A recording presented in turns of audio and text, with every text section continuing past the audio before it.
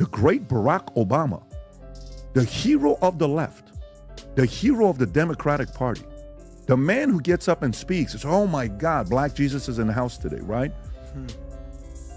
He goes and campaigns, and this is the worst loss of his career, my opinion. This is what I think.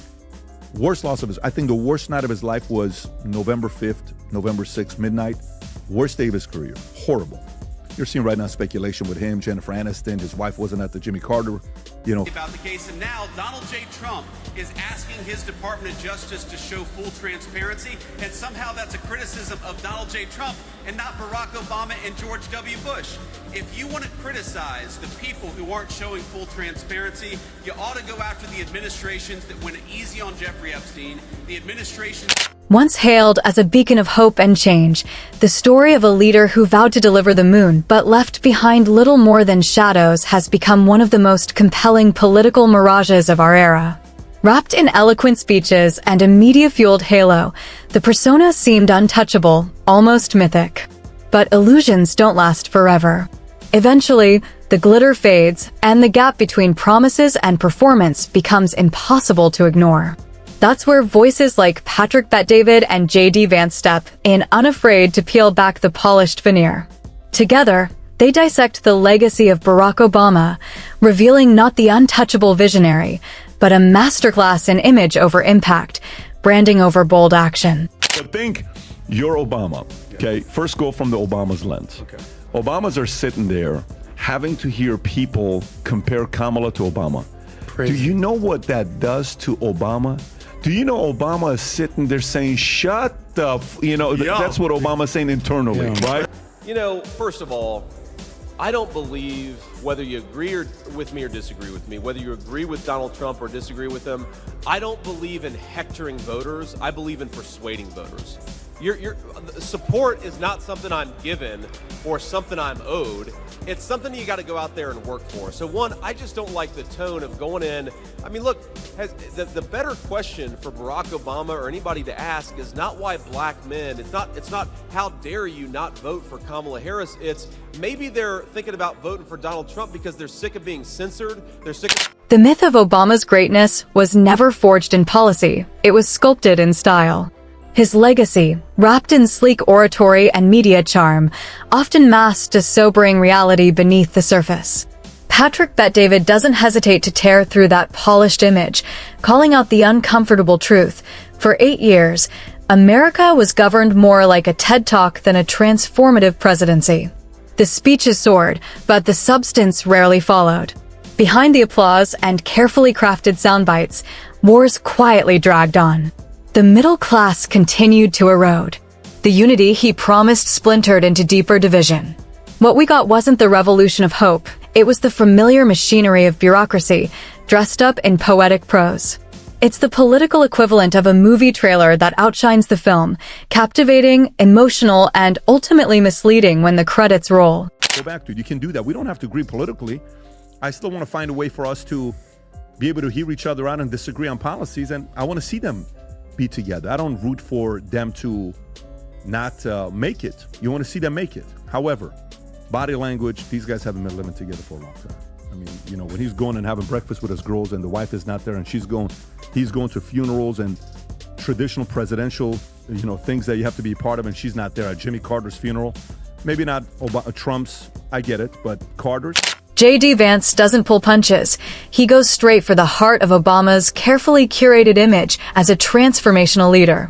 In Vance's view, the real transformation wasn't national renewal, but the rebranding of the Democratic Party into something closer to a celebrity fan club, where charisma eclipsed competence. He argues that Obama's most celebrated legislative win, the Affordable Care Act, was less a triumph than a ticking time bomb, spawning confusion, criticism, and political fallout that haunted the nation for years. And rather than healing divisions, Obama's tenure poured gasoline on a growing fire of discontent, fueling the very populist wave that would later reshape American politics. Vance frames Obama not as the unifier he promised to be, but as the spark behind the era of distrust, division, and disillusionment that came roaring in after the applause died down. The only thing the far left really responds to is power. The thing that they're actually going to be responsive to is the recognition that there are consequences on the other side. If they get off scot-free, if they're never investigated, if they're never prosecuted when they violated the law, then they're just going to come back and do the exact same thing again. And there are a few different ways, of course. So it's the big tech companies that were censoring conservatives. They've got to know that's not going to be allowed. And then there's Bet-David, digging beneath the polished exterior to expose what he sees as Obama's deepest drive, a fixation on legacy. It wasn't about solving the hard problems, it was about being remembered. Every move, every photo op, every carefully lit interview felt less like governance and more like a behind-the-scenes shot from a presidential docuseries. The White House, at times, resembled a movie set, more concerned with image than outcome. And the irony? In working so hard to script his own greatness, Obama may have spotlighted just how performative it all was. The speeches, the book deals, the magazine covers, they're all there. But when you strip away the spotlight and look at the scoreboard, the actual wins are surprisingly scarce. She sounds like the way MAGA feels with Trump when he talks about Epstein. How upset they are at Trump about Epstein. The Democrats are upset at Obama because they're saying you're doing this. They're putting the responsibility on him, right? On the messaging here. Adam, your thoughts on this when you see, what Whoopi... Vance doesn't hold back. He points out that Obama's foreign policy failures weren't minor miscalculations. They were full-blown geopolitical disasters. Remember the infamous red line in Syria? A promise made, then ignored, signaling hesitation to the world. Then came Libya, a chaotic intervention with no real plan for what came next, leaving a power vacuum that still haunts the region. Obama championed what he called leading from behind, but to many, it felt more like abandoning the front lines. Allies were left uncertain, adversaries emboldened. Beneath the polished speeches and global adoration stood a leader seemingly more invested in optics than outcomes, and the ripple effects are still unraveling on today's unstable global stage. For 4 years, under Joe Biden's Department of Justice, the media didn't give a damn about the Epstein files or about the Epstein case. For literally 20 years, the story about this scumbag, and he is a scumbag pedophile, Jeffrey Epstein, he's dead now, but for 20 years, you had Obama and George W. Bush's Department of Justice go easy on this guy. They didn't fully investigate him. David doesn't give Obama a pass when it comes to the economy, far from it. He takes a scalpel to the carefully crafted narrative that painted Obama as the mastermind behind a miraculous recovery. The truth, he argues, is far less flattering. The post-recession rebound under Obama was among the slowest in modern history. Middle-class wages flatlined, job creation limped along, and national debt skyrocketed to historic highs. The much-hyped Obama recovery starts to look less like smart policy and more like a cocktail of blind luck and a Federal Reserve flooding the market with cheap money. Meanwhile, corporate headlines painted a rosy picture, but working Americans still scraping by weren't feeling the so-called boom. JD Vance zeroes in on the deeper contradiction. Obama publicly decried division, casting himself as a unifier, yet built a political legacy fueled by subtle tribalism. The rhetoric of hope and change masked a deeper polarization. And ironically, the president who promised to heal the nation's wounds ended up presiding over a country even more fractured and distrustful than before. Visually, he's changed. I like to say visually as opposed to from the look standpoint, because of course looks don't matter anymore in politics. Looks don't matter. Doesn't make any difference, right? Because we want to be politically correct, but they do matter. But he's changed. His look has changed actually quite a bit. I haven't seen him in a long time. And by the way, Rob, I think that's even 4 years ago. I think it's even more than it is Well, today. no, but the statement he just made was a couple of days ago. And it was a couple of days ago. And it's similar to the statement he made back in 2012 when he told business owners, you didn't build that. Remember when he said that? I don't know if you remember that whole comment. I think this is the speech, Rob, if you want to play this. You got a business. You didn't build that. Somebody else made that happen. This becomes a pattern. Patrick Bet-David peels back the polished veneer and lays bare the uncomfortable truth. Obama wasn't so much a commander-in-chief as he was a master of the spotlight. His greatest talent wasn't in governing, it was in selling. Selling hope. selling change. Ultimately, selling a carefully crafted image of himself. But once the curtain fell and the stage lights dimmed, the illusion began to crack. The promises sounded grand, the speeches were electric, but the follow-through? Often underwhelming.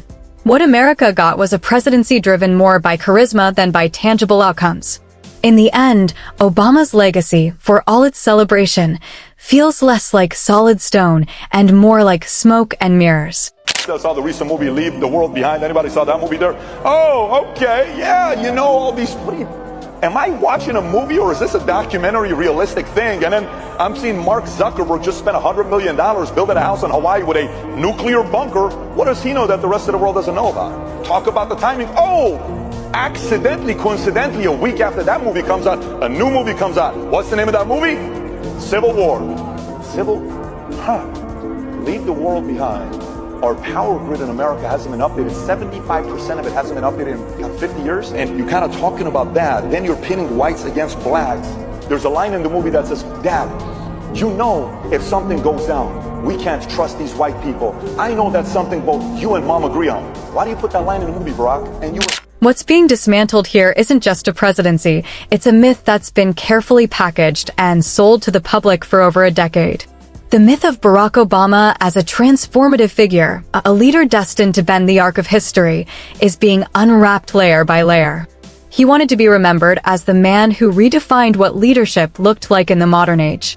But once the confetti settled and the echoes of campaign chants faded, what remained was something far less revolutionary. Thanks to Bet-David and JD Vance, the contrast between image and outcome is thrown into sharp relief. Obama, the so-called political rock star, turned out to be a master of optics, a Netflix-era politician fluent in slogans, but short on delivery. His presidency often felt like a high-budget trailer promising everything and revealing little. Beneath the slick branding was a pattern, bold promises met with underwhelming results. The bipartisan unifier only deepened the political divide. The architect of economic renewal presided over one of the slowest recoveries in recent memory. And the president who spoke of accountability seemed far more comfortable offering carefully crafted justifications.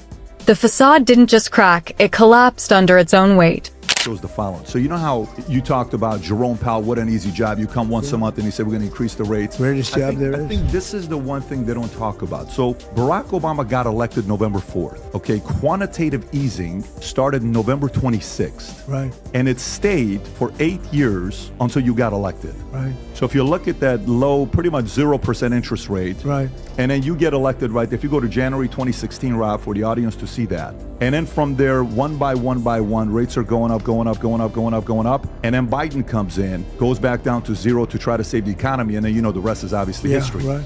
But do you think the average person knows, like, the impact of going to 0%? How much does that positively help the... Obama's greatest strength was always his polished presentation, but even that charm eventually grew thin. Voters started seeing the same carefully rehearsed script playing out again and again, a grand theater of inspiration masking a frustratingly stagnant reality. Bet-David cuts through the illusion from a fresh angle, revealing how Obama's distance transformed him from a hands-on leader into more of a detached commentator. He wasn't the commander rallying troops in the trenches. He was the man in the balcony, narrating how tough the fight looked below without stepping in himself. When the nation called for bold, decisive action, Obama delivered cautious, incremental half measures. Take healthcare reform, the so-called crown jewel of his presidency.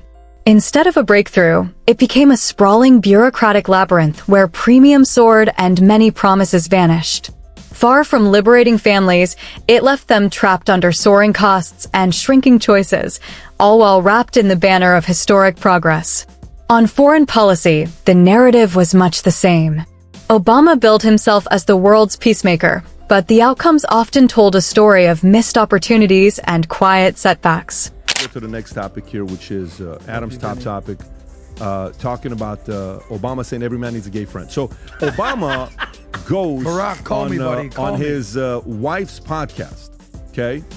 And they're sitting there having this conversation, and it opens, they covered a lot of different things, right off the bat, they talked about the divorce. Hey, aren't we supposed to be getting a divorce and all this stuff? Just tell me if this seems like they woke up together in the same bed this morning, the last week. Libya spiraled into chaos in the wake of Obama's intervention, while Syria descended into a devastating humanitarian crisis, marked by the notorious Red Line that vanished into diplomatic smoke and mirrors. His administration mastered the art of sounding decisive in speeches, yet remained frozen when real action was needed. Patrick Bet-David calls this not prudence, but paralysis cloaked as wisdom. JD Vance digs even deeper into the contradictions of Obama's legacy. The leader who vowed to uplift working-class America instead found his true audience among elite cultural circles. His passion seemed reserved for late-night shows, celebrity endorsements, and glowing academic praise. Instead of wielding his influence to fight for struggling communities or address the very crises his policies left behind, Obama gracefully transitioned into a role more fitting of a cultural icon than a hands-on president. The platform meant to drive change became a stage for celebrity, and the working poor were left waiting in the wings. The last point I want to make is, I got to say, and shocker, newsflash here, I've defended Kamala Harris once, I'm about to defend Barack Obama once.